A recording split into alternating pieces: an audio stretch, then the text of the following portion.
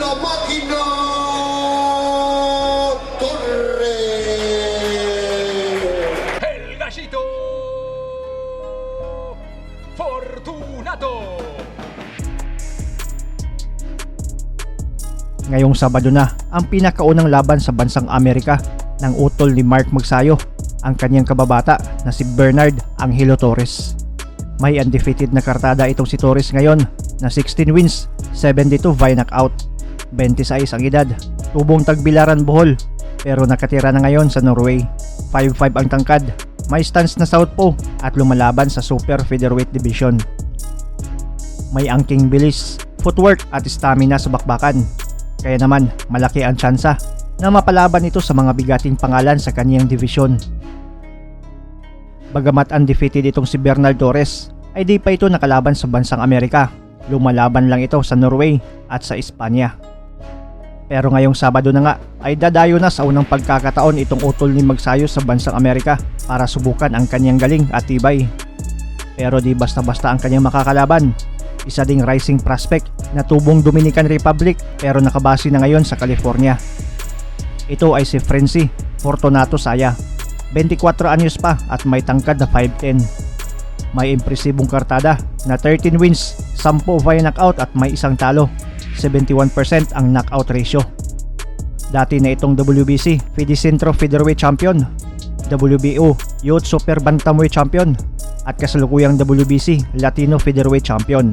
Matangkad at may solidong kamao. Sa 13 na panalo ay 3 lang dito ang maswerteng umabot sa mga hurado. At base sa boxrec ay may 2 undefeated boxer na din ang tinudas nito. Kaya isang matinding kalaban talaga ang haharang sa daan ng Pinoy na si Bernard Torres patungong tagumpay.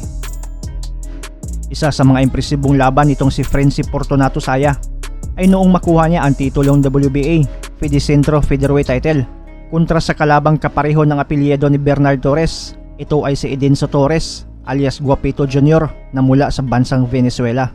2 rounds lang ang itinagal nitong si Edinzo Torres sa laban. Walang awang ginulpi di gulat ni Frenzy Fortunato Saya. Sabay nating balikan ang laban ng rising boxing star na taga Dominican Republic na si Frenzy Fortunato Saya kontra Edinzo Torres ng bansang Venezuela. Me motivó que cuando yo le di el primer golpe, le conecté el primer golpe. Unang round, matutulis na patama agad ang pinapakain ni Frenzy Fortunato Saya sa kalabang si Torres. Makikita ang kumpiyansa sa sarili na kayang-kaya niyang patumbahin itong mas payat na kalaban. Edison Torres Jr. Yo supongo que debe ser hijo de Edison Torres. Boxeo dominicano. No, que va. Digo, supongo yo que es hijo porque Edison Torres Jr. Son buenos Edison Torres Jr. Este muchacho Jóvenes, 21 y 22 años respectivamente. Y bueno, Sa huling segundo ng round 1, nagkainitan at nagpalitan ng mga malabombang kamao at mapapansing mas solido ang mga patama nitong si Frenzy Fortunato. Naaalog at napapaatras itong si Torres. y aquí estamos. Francis Fortunato de Pantaloneta representando. Fuerte gancho de Francis Fortunato a la humanidad de Edison Torres. Pues aparentemente ha sentido la mano. Buen golpe de volado. Hay unos intercambios terribles. Está totalmente de pie. Edison Torres de Pantaloneta Roja. Buenos golpes. Ahí lo tienen las cuerdas. Maltratando a la humanidad de Edison Torres. Suena la campana. Y vamos al segundo asalto. Museo Mundial de Boxeo. Pues llega gracias al Ministerio de Deportes, Ministerio de Turismo, Cerveza Presidente, Max Ferretería, Esparta Boxing, Hotel en Anuá. Comienza la acción del segundo asalto.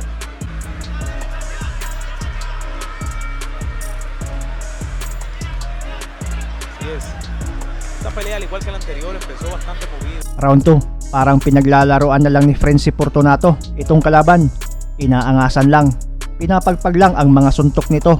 Tuloy lang sa pag-abante at sa pagdomina sa laban. Es lo más importante. Sigue Frenzy Fortunato atacando fuertemente. Lo tiene acorralado en las cuerdas. Y que tome su tiempo. Edison está tratando de tomar aire. Y aquí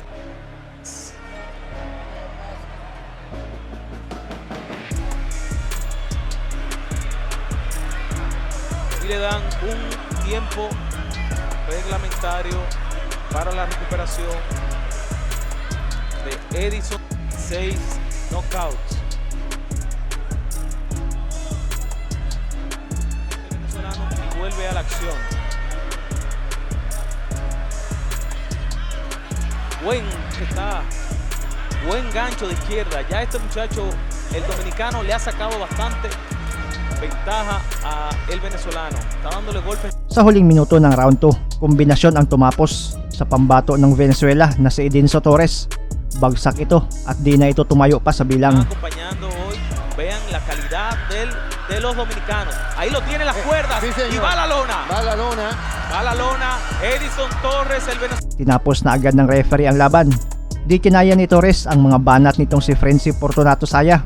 2 rounds lang, tapos na agad ang laban nila via TKO. Las cosas como son, Ministerio de Turismo, Mao Hotel Beauty Spa, Lotería Nacional, Ingeniero Johnny John, apoyando el deporte, Corporación del Acueducto y Alcantarillado de Santo Domingo, el arquitecto Alejandro Montaz, su director, apoyando el deporte y a las obras sociales.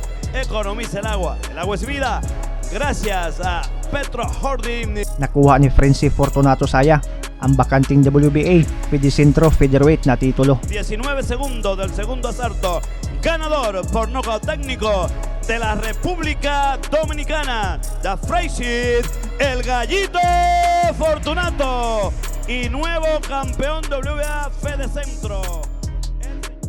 Shoutout po at maraming salamat sa patuloy na suporta kina Rexis Ken Lumungsod, Reynaldo Columna, Mark Bernard Garcia, Andoy Info TV, Jimson Cruz, Boy Bohol, Simar Samudio, Bandet, Joey Song, Playboy 369, Savior, Jamal Makagaan, Iha Hinoy, Arthur Pinicios, Nestor Uano, Mario Abalde, Arnel Samson, Arnel Rihon, Jose Cotillar, Word Definitions, Erlan P. Music, Bino Culapo, Lawrence Mateo Gabiola, Larry Salisi, Evelyn Magadia, Vittore Silco, Apolonio Simbrano, Jeremiah Canaria, Agaton Vanzuela, Jimmy Lamila, Angelito Bautista, Hacker, Court Christian Plays YouTube. Maraming salamat po at amping pirmi. Hi guys, this is Mark Magnifico Magsayo. You are watching Channel Manoy.